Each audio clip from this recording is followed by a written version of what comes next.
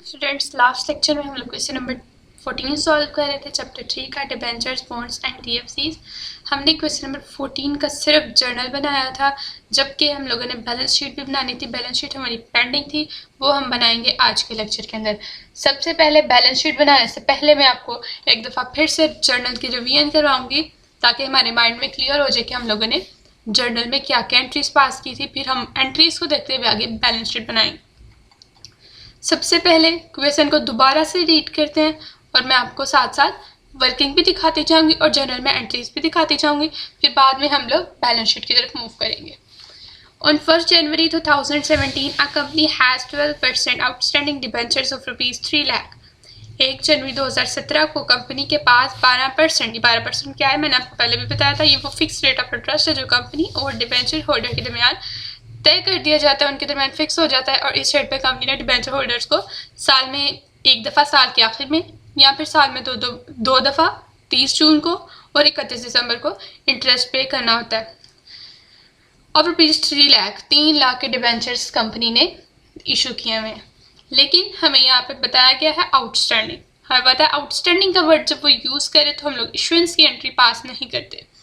The interest is payable on 30 June and 31 दिसंबर। अब company अपना interest पे करिए 30 जून को और 31 दिसंबर को। हम लोगों ने यहाँ पर एंट्री जब वर्किंग की थी तो हम लोगों ने यहाँ पे 30 जून के साथ ये देखें इंटरेस्ट पे लिखा था, और 31 दिसंबर के साथ भी हमने यहाँ पे ये देखें इंटरेस्ट पे लिख दिया था। फिर से चलते हैं अपने क्वेश्चन की तरफ और क्वेश्चन को रीड करते हैं। The company is allowed to purchase its own debentures which may be cancelled or kept or issued at the company's option. Company को ये इजाज़त हासिल है कि वो अपने ही डिबेंचर्स खरीद सकती है, जिनको कंपनी कैंसिल भी कर सकती है, रख भी सकती है अपने पास एज इन्वेस्टमेंट, या फिर कंपनी दोबारा से किसी और को री इशू भी कर सकती है एट द कंपनी ऑप्शन। ये कंपनी की मर्जी है। The company made the following purchases by cheques in the open market.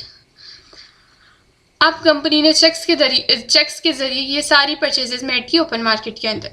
अब ऑन 31 मार्च 2017, अब 31 मार्च 2017 को कंपनी ने 300 डिबेंचर्स वापस लिए, लेकिन हमें यहाँ ये लाइन नहीं गिवन, ये लाइन नहीं बताई गई कि कंपनी ने कैंसिल किए या री इशू किए। इसका मतलब कंपनी ने वापस लेके अपने पास रख लिए हैं। तो यहाँ पे ऊपर जो 3 ऑप्शंस गिवन थे मुझे यहाँ पर, विच में भी कैंसल्ड, कैप्ट और री इशूड, इसमें से कंपनी ने कौन सा काम किया है? कैप्ट। कंपनी ने अपने लिए रख लिए एज इन्वेस्टमेंट, कंपनी ने रख लिए पास। 31 मार्च को कंपनी ने 300 डिबेंचर्स रखे थे 97 के हिसाब से एक्स इंटरेस्ट पे। हमने यहाँ पे जब वर्किंग की थी ना, तो हमने यहाँ पर ये देखें लाइन लिखी थी 31 मार्च ओन डिबेंचर्स एक्स इंटरेस्ट 97 के रेट से, और 300 डिबेंचर्स कंपनी अपने पास वापस ले ली। ठीक हो गया। उसके बाद 1 नवंबर को जाके 2017 में कंपनी ने 150 डिबेंचर्स फिर से वापस लिए थे कम इंटरेस्ट पे 98 के हिसाब से। हमने यहाँ पर ये नवंबर में ये भी एंट्री पास की थी on debentures at the rate of 98, और इंटरेस्ट था हमारे पास कम, और कितने डिबेंचर्स थे? 150 डिबेंचर्स हमने यहाँ पे लिखा था।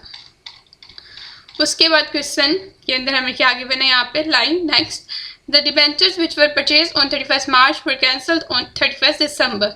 अब यहाँ पे मैं एंड पे लाइन बता के क्या किया कि जो डिबेंचर्स 31 मार्च को खरीदे थे उनको कंपनी ने 31 दिसंबर को आकर कैंसिल कर दिया। कैंसिल किया तो हम लोग कैंसिलेशन की एंट्री पास करेंगे। उसके बाद यहाँ पे give the necessary journal entries to record the above transactions for the year 2017 and also show the relevant items in the balance sheet as on 31 December 2017। और हमें रिक्वायरमेंट्स में हमें गिवन था कि जर्नल एंट्रीज भी पास करें एंड साथ हम लोगों ने इनका इफेक्ट शो करना है बैलेंस शीट में। ठीक हो गया। अब हम लोगों ने यहाँ पे वर्किंग की थी स्टूडेंट्स। ये वर्किंग के बाद हम नेक्स्ट फर्दर जर्नल बनाया था। पहली एंट्री जो हमारे पास आई थी वो हमारे पास आई थी 31 मार्च को ऑन डिबेंचर्स, यानी ये कंपनी ने डिबेंचर्स वापस लिए थे एक्स इंटरेस्ट पे, और 97 का कंपनी ने एक डिबेंचर वापस लिया था। कितने डिबेंचर्स कंपनी ने वापस लिए थे? 300। यहाँ एंट्री देखिए 31 march on debentures, interest on debentures भी डेबिट, क्रेडिट किया हमने बैंक अकाउंट को। और आगे इंटरेस्ट ऑन डिबेंचर्स की अमाउंट हमने कैसे निकाली? 30,000 के कंपनी डिबेंचर्स वापस लेने लगी थी। उसके ऊपर हम लोगों ने उसको हम लोग मल्टीप्लाई करते हैं डिबेंचर्स के फिक्स रेट ऑफ इंटरेस्ट के साथ। फिर हम लोग उसको मल्टीप्लाई करते हैं किसके साथ कि कितने मंथ्स का हम इंटरेस्ट पे करने लगे हैं। जाहिर है कंपनी ने 1 जनवरी को जब डिबेंचर्स इशू किए होंगे जनवरी, फरवरी, मार्च 3 माह कंपनी ने डिबेंचर होल्डर्स का सरमाया इस्तेमाल किया, उनका कैपिटल इस्तेमाल किया। इसका मतलब 3 माह का कंपनी ने क्या पे करना था, उनको इंटरेस्ट पे करना था। इसलिए हमने यहाँ पे लिख लिया 3/12 और हम लोगों ने सारी कैलकुलेशन इंटरेस्ट ऑन डिबेंचर्स की परफॉर्म की, तो हमारे पास 900 आ गया। बैंक अकाउंट के आगे लिखेंगे हम लोग वो अमाउंट जिस अमाउंट पे कंपनी वापस ले रही है, 97 के हिसाब से ले रही थी। 300 × 97 इज इक्वल टू 29,100 आ गया था हमारे पास। उसमें हमने कहा था कि एक्स इंटरेस्ट है ये, और एक्स के अंदर इंटरेस्ट शामिल नहीं होता, हमने इंटरेस्ट ऐड करना होता। तो हम लोगों ने 900 जो इंटरेस्ट की अमाउंट आई थी वो इसमें ऐड की, तो मेरे पास 30,000 आ गया। मैंने बाहर वाले कॉलम में लिखा था, फिर मैंने 30,000 में से 900 माइनस किया तो मेरे पास 29,100 आ गया था। मैंने वहाँ पे लिख दिया ओन डिबेंचर्स के आगे। इसी तरह फिर जाकर 30 जून को कंपनी ने अपना इंटरेस्ट पे किया था। तो 30 जून को जब कंपनी ने अपना इंटरेस्ट पे किया तो हमने उसकी यहाँ पे एंट्री की थी पास। जब भी कंपनी इंटरेस्ट पे करती है तो हम लोग interest on debentures and bank account credit करते हैं, लेकिन कंपनी के पास इंटरेस्ट ऑन ओन डिबेंचर्स, अपने डिबेंचर्स भी तो मौजूद थे, तो कंपनी ने अपने डिबेंचर्स पे भी इंटरेस्ट पे करना था। तो इंटरेस्ट ऑन डिबेंचर्स जो सिंपल होता है, सादा इंटरेस्ट, जो डिबेंचर्स इशू किया होता है उनके ऊपर जो इंटरेस्ट होता है वो डेबिट करते हैं, लेकिन जो इंटरेस्ट ऑन ओन डिबेंचर्स होता है वो हमने क्रेडिट करना होता है। ठीक हो गया। सेम प्रोसेस से 31 मार्च को लिए थे, मई, जून, अप्रैल, मई, जून 3 माह हो गए। इसका मतलब जून को इंटरेस्ट पे करके 3 मंथ्स का इंटरेस्ट देना है कंपनी ने ओन डिबेंचर्स के ऊपर। और यहाँ पे ये 30,000 के डिबेंचर्स थे, डिबेंचर्स की जो परसेंटेज थी वो 12% थी, उसको मल्टीप्लाई किया 12 से तो मेरे पास 900 आ गया, हमने बाय किया। बैंक अकाउंट के आगे हम लोग लिखते हैं ओरिजिनल, बैंक अकाउंट के आगे हम लोग इंटरेस्ट पे कर रहे हैं। अब देखें 3 लाख के डिबेंचर्स मौजूद थे, जिसमें से 30,000 हम लोगों ने अपने लिए खरीद लिए। पीछे जो मार्केट में डिबेंचर्स हमारे पास पड़े हुए वो 270 के थे, तो उसको हम लोगों ने सेम प्रोसेस से 12% से मल्टीप्लाई किया और उस पर हमने 6 माह का इंटरेस्ट पे करना है। कैलकुलेशन करने के बाद आंसर आया 16,200, वो हम लोगों ने लिख लिया। इन दोनों को ऐड करने के बाद 17,100 आ गया, वो मैंने लिख दिया इंटरेस्ट ऑन डिबेंचर्स के आगे। फिर उसके बाद क्या काम किया गया, फिर उसके बाद कंपनी ने नवंबर में आके फिर से मजीद डिबेंचर्स खरीद लिए अपने लिए 150। तो यहाँ पर नवंबर की एंट्री हमारे पास आ गई, own debentures debit, interest on debentures debit and bank account credit. अब हम लोग यहाँ पे क्या करेंगे, बैंक अकाउंट के आगे उससे हमने मल्टीप्लाई करना है अपने डिबेंचर्स को, जो जिस रेट के ऊपर कंपनी डिबेंचर्स वापस लेती है। तो यहाँ पर 98 के हिसाब से ले रही थी 150 डिबेंचर्स, 150 को 98 से मल्टीप्लाई किया तो मेरे पास आ गया 14,700। उसके बाद ओन डिबेंचर्स के आगे हम लोग इंटरेस्ट ऑन डिबेंचर्स में बैंक अकाउंट में से इंटरेस्ट ऑन डिबेंचर्स की अमाउंट माइनस करके जो आंसर आता है उसको हम लोग ओन डिबेंचर्स के आगे लिखते हैं। ठीक हो गया। उसके बाद हम लोगों ने इंटरेस्ट ऑन डिबेंचर्स की अमाउंट कैसे निकाली, यहाँ पर जून में कंपनी ने इंटरेस्ट पे किया, जुलाई, अगस्त, सितंबर, अक्टूबर यानी कि 4 माह सरमाया इस्तेमाल किया गया डिबेंचर होल्डर का। तो इसका मतलब हमने 4 माह का इंटरेस्ट पे करना है, तो हमने 4/12 कर दिया और 600 अमाउंट आ गई। इसमें से इसको माइनस किया तो मेरे पास आ गया 14,100।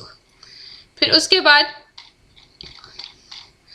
यहाँ पे लिखा हुआ 31 दिसंबर को इंटरेस्ट पे किया है और हमने साथ ही कैंसिलेशन कर दी डिबेंचर्स की जो 31 मार्च को परचेज किए गए थे। ठीक है, 31 दिसंबर में यहाँ पे इंटरेस्ट पे किया, interest on debentures, bank account and interest on own debentures. Bank account के आगे जितने हमारे पास मार्केट में पड़े हुए थे वो आने हैं, उतने हम लोग यहाँ पर उतनी अमाउंट यहाँ पर लिख देंगे। अब मेरे पास 3 लाख के डिबेंचर्स मार्केट में पड़े थे, मैंने पहले वापस ले लिए 30,000 के डिबेंचर्स, फिर मैंने मजीद 15,000 के वापस ले लिए। इसका मतलब 45,000 के डिबेंचर्स मैं वापस ले चुकी हूँ, जिसका मतलब ये है कि 255,000 पे मैंने बाहर के लोगों को इंटरेस्ट पे करना है। तो वो अमाउंट बैंक अकाउंट के नीचे लिखेंगे, साथ डिबेंचर्स की परसेंटेज से मल्टीप्लाई करेंगे और साथ हम मल्टीप्लाई करेंगे हम लोग कितने मंथ का इंटरेस्ट पे करने लगे हैं। 6 माह का इंटरेस्ट पे करने लगे हैं 12 महीनों में से, तो 6/12 आ गया। कैलकुलेशन की तो हमारे पास आ गया 15,300, हमने बाहर लिख दिया। उसके बाद यहाँ पर इंटरेस्ट ऑन ओन डिबेंचर्स की अमाउंट कैसे फाइंड आउट करनी है, हम लोगों ने जो 1 अप्रैल को डिबेंचर्स खरीद लिए थे 30,000 के, उसको रखे हुए हमारे पास 6 माह हो चुके हैं। तो हम लोगों ने सेम एज इट इज हमने 30,000 × 12% तो 6/12 कर दिया, तो मेरे पास 1,800 आ गया। लेकिन जो मैंने 1 नवंबर को खरीदे थे डिबेंचर्स, उनको रखे हुए मुझे सिर्फ 2 माह गुजरे हैं, तो मैं उन पर 2 माह का इंटरेस्ट पे करूँगी। 1,500 हम लोग डिबेंचर्स खरीदे थे, 15,000 अमाउंट आई थी, तो 15,000 को हम लोग डिबेंचर्स की परसेंटेज जो 12% है मल्टीप्लाई किया उसके साथ ही मल्टीप्लाई करते हैं कितने मंथ्स का इंटरेस्ट पे करना है, तो 2 माह का इंटरेस्ट पे करना है 12 महीनों में से 2 और 12 इसको कैलकुलेट किया तो मेरे पास आ गया 300। अब 1800 में 300 ऐड करेंगे 2100 आ जाएगा, वो मेरा इंटरेस्ट ऑन डिबेंचर्स के आगे जाएगा। अब इन दोनों अमाउंट्स को प्लस करके bank account and interest on own debentures को प्लस करेंगे, जो अमाउंट आएगी उसको इंटरेस्ट ऑन डिबेंचर्स के आगे लिख देंगे। उसके बाद यहाँ पर फिर 31 दिसंबर को कंपनी ने जो 1 मार्च को डिबेंचर्स वापस लिए थे वो कंपनी ने कैंसिल कर दिए, फाड़ के फेंक दिए। तो जब हम इशू करते हैं कंपनी तो एंट्री पास करते हैं bank account debit and 12% debentures account credit. लेकिन जब कंपनी वापस लेती है, रिडीम कर लेती है, फाड़ देती है, कैंसिल कर देती है, तो कंपनी रिवर्स करती है एंट्री को। यानी कि 12% डिबेंचर्स क्रेडिट हो रहा था, डेबिट हो गया, लेकिन हम लोग ओन डिबेंचर्स अपने डिबेंचर्स कैंसिल करने लगे हैं। बैंक अकाउंट को क्रेडिट नहीं करना, या क्रेडिट करेंगे ओन डिबेंचर्स को। एंड प्रॉफिट और रिडम्पशन क्यों आया यहाँ पे, इसको बाद में देखते हैं। ओन डिबेंचर्स की अमाउंट मेरे पास यहाँ पर थी 29,100, मैं आपको दिखाती हूँ। ये देखें, जो अमाउंट ओन डिबेंचर्स के आगे थी डेबिट साइड पे, सेम उसी अमाउंट के साथ हमने ओन डिबेंचर्स को यहाँ पे क्रेडिट किया 29,100। डिबेंचर्स के आगे हमेशा ओरिजिनल वैल्यू आती है, 30,000 आ गया। अब यहाँ से क्या हुआ, मेरी डेबिट साइड हैवियर है, जो डिफरेंस आया मेरा क्रेडिट साइड पे उसको मैंने नाम दे दिया प्रॉफिट और रिडम्पशन का। और मैंने आपको बताया था कि हम लोग क्लोजिंग एंट्रीज 3 चीज़ों की करते हैं। एक प्रॉफिट और रिडम्पशन, प्रॉफिट और रिडम्पशन को हमने क्लोज कर दिया कैपिटल रिजर्व के अंदर, और एक हमने क्लोजिंग एंट्री दूसरी की इंटरेस्ट ऑन डिबेंचर्स की। जितने भी ऊपर इंटरेस्ट ऑन डिबेंचर्स की अमाउंट थी सबको ऐड किया, 36,000 मेरे पास आया, उसको मैंने डेबिट पे एंड क्रेडिट पे लिख और इसको क्लोज कर दिया प्रॉफिट एंड लॉस अकाउंट के अंदर। इसके साथ ही हम लोगों ने एक और चीज़ की क्लोजिंग एंट्री पास की, और वो चीज़ हमारे पास क्या थी, वो चीज़ मेरे पास थी इंटरेस्ट ऑन ओन डिबेंचर्स। इसको भी हम लोग क्लोज करते हैं प्रॉफिट एंड लॉस अकाउंट के अंदर। इंटरेस्ट ऑन ओन डिबेंचर्स हमारा क्रेडिट होता है, क्लोजिंग एंट्री में इसको डेबिट करके क्लोज करते हैं प्रॉफिट एंड लॉस अकाउंट के अंदर। ऊपर मेरे पास इंटरेस्ट ऑन ओन डिबेंचर्स की जितनी भी अमाउंट्स आई थी उनको मैंने ऐड किया, मेरे पास 3,000 आ गया, मैंने आउटर कॉलम में लिख दिया। अब स्टूडेंट बैलेंस शीट के अंदर जाते हैं। सबसे पहले मैं आपको फॉर्मेट दिखाती हूँ बैलेंस शीट का। स्टूडेंट्स हमारे पास जो बैलेंस शीट का फॉर्मेट है वो ऐसा बनता है। पहले सबसे ऊपर हम लिखते हैं कंपनी का नाम। इस क्वेश्चन के अंदर कंपनी का नेम ये बन नहीं था तो मैंने आ कंपनी लिख दिया सिंपल। सेकंड पर मैं लिखना होता है बैलेंस शीट, और थर्ड लाइन में हम लिखते हैं जिस डेट को बैलेंस शीट हम बना रहे हैं। तो ये बैलेंस शीट हम बना रहे थे 31 दिसंबर 2017 को। इस साइड पे हमारी आ जाती है लाइबिलिटीज़ एंड दूसरी साइड पे आती है हमारी एसेट्स। अब हम लोग जर्नल को देख के यहाँ पे रिकॉर्डिंग करते हैं अपनी एंट्रीज की। सबसे पहली चीज़ जो मेरे जर्नल के अंदर है वो है ओन डिबेंचर्स 29,100 से। यहाँ पे अगर ये डेबिट हो रहे हैं तो यहाँ पर मेरी इस एंट्री के अंदर 29,100 से ओन डिबेंचर्स क्रेडिट हो रहे हैं। इसका मतलब हम ओन डिबेंचर्स का कोई इफेक्ट नहीं करेंगे अपनी बैलेंस शीट के अंदर। ठीक हो गया। सेकंड पे मेरे पास interest on debentures. Interest on debentures या जहाँ जहाँ डेबिट हो रहे हैं हमने क्लोजिंग एंट्री में इसको हम लोग डेबिट हो रहे हैं क्लोजिंग एंट्री में हमने इसको क्रेडिट किया। इसका मतलब इंटरेस्ट ऑन डिबेंचर्स का इफेक्ट भी 0 हो गया। अब थर्ड पे मेरे पास आ रहा है बैंक अकाउंट 30,000 से। यहाँ पे फोर्थ एंट्री में आके फिर मेरे पास बैंक अकाउंट आ गया 16,200 से। यहाँ आया मेरे पास 30,000 से और यहाँ आया 16,200 से। 46,200 से मेरे पास बैंक अकाउंट की अमाउंट आ गई। उसके बाद मेरा यहाँ पे फिर बैंक अकाउंट आया 14,700 से, और उसके बाद हमारी लास्ट एंट्री के अंदर फिर मेरे पास बैंक अकाउंट आया 15,300 से।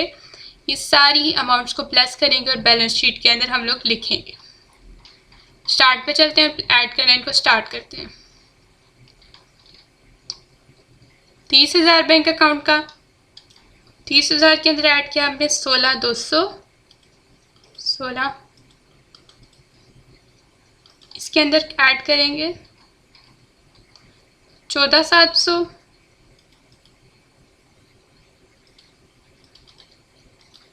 इसके अंदर हम लोग ऐड करेंगे अमाउंट 15,300,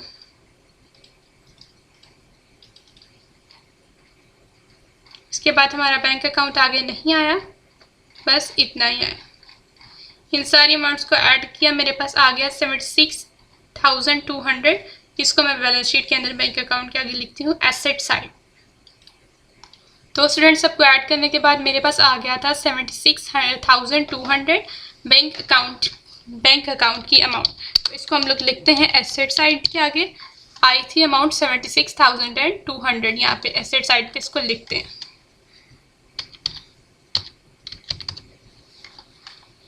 फिर से चलते हैं जर्नल की तरफ और देखते हैं मज़ीद हम लोग क्या यहाँ पे रिकॉर्ड कर सकते हैं।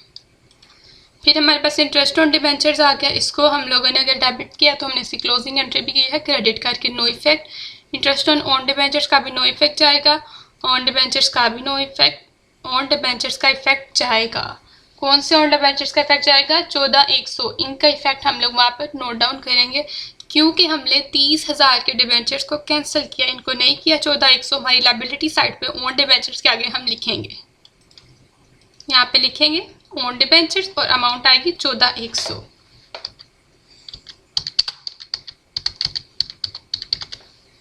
ऑन डिबेंचर और इसकी हमारे पास अमाउंट आ गई 14,100, 14 and 100।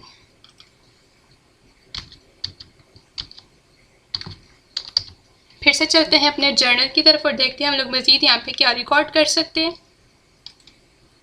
उसके बाद इंटरेस्ट ऑन डिबेंचर्स, इसकी भी क्लोजिंग एंट्री की, no effect, bank account already recorded. Interest on debentures no effect क्योंकि हम लोग इसको क्रेडिट कर चुके हैं। बैंक अकाउंट भी हम लोगों ने कर लिया। इंटरेस्ट ऑन डिबेंचर्स का भी कोई इफेक्ट नहीं जाएगा। 12% डिबेंचर्स 30,000 से हमारी लायबिलिटी है, इसको लिखेंगे अपनी लायबिलिटी साइड। यहाँ पे आएंगे हमारे पास लायबिलिटी साइड पे 12% डिबेंचर्स, 12% डिबेंचर्स और अमाउंट क्या आई थी हमारे पास 30,000, 30,000। स्टूडेंट्स इस क्वेश्चन का हमने टोटल नहीं करना, बस हमारी बैलेंस शीट हो गई है कंप्लीट। इसको यहीं पर लेफ्ट कर देना, इतनी सी बैलेंस शीट इसकी बनेगी छोटी सी। ठीक हो गया स्टूडेंट्स? अगर आप लोगों को मेरी समझ आ रही हो, मेरा चैनल पसंद आया तो प्लीज़ मेरे चैनल को सब्सक्राइब कर दें और मेरी वीडियो को लाइक कर दें। And thank you so much for watching this video. अल्लाह हाफिज़।